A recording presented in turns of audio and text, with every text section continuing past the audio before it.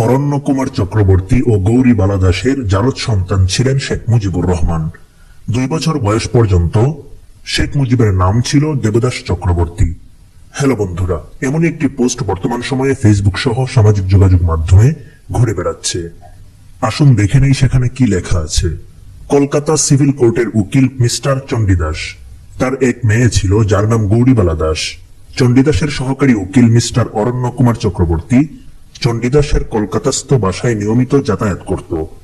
এই সুযোগে চণ্ডীদাসের মেয়ে গৌরীবালার সাথে অরণ্য কুমার চক্রবর্তীর অবৈধ সম্পর্ক গড়ে ওঠে। এভাবে চলতে থাকে দিনের পর দিন, যার ফলশ্রুতিতে এরই মধ্যে গৌরীবালা গর্ভবতী হয়ে পড়েন।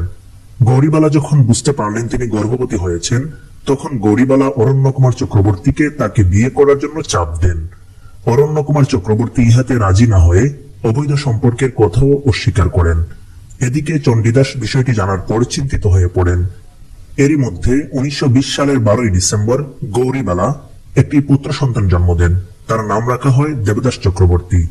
চণ্ডীদাস অরণ্য কুমার চক্রবর্তীকে গৌরীবালাকে উঠিয়ে নেওয়ার জন্য চাপ দিতে থাকেন, কিন্তু অরণ্য কুমার রাজি হন না। এরই মধ্যে গৌরীবালার ছেলে দেবদাসের বয়স 2 বছরে উন্নীত হয়। চণ্ডীদাস হতাশাগ্রস্ত হয়ে পড়েন এবং ভীষণ অসুস্থতা বোধ করেন।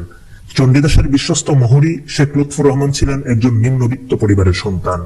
চণ্ডীদাস মেয়েকে নিয়ে সমাজে মুখ দেখাতে পারছেন না।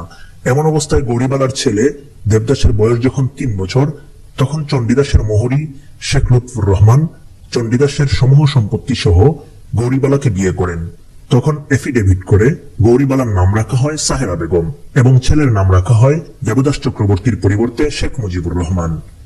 এফিডেভিট নং 118, তারিখ 10/11/1923 ইংরেজি সাল, কলকাতা সিভিল কোর্ট, পশ্চিমবঙ্গ, ভারত। সাক্ষী নাম্বার 1 জনাব আব্দুর রহমান সাফায়াত, কোর্ট দারোগা, কলিকাতা, থানা এবং পোস্ট ভান্ডারিয়া, সাবেক জেলা, বরিশাল। সাক্ষী নং 2 শ্রী অনিল কুমার, কোর্ট দারোগা, সাবেক জেলা, বরিশাল। হ্যালো বন্ধুরা, ইতিহাস সম্পর্কে আপনাদের যতটুকু ধারণা আছে সে অনুযায়ী এই পোস্টটি কি সত্য নাকি মিথ্যা, আপনাদের কাছে কি মনে হয় অবশ্যই কমেন্টে জানিয়ে দিন। ধন্যবাদ।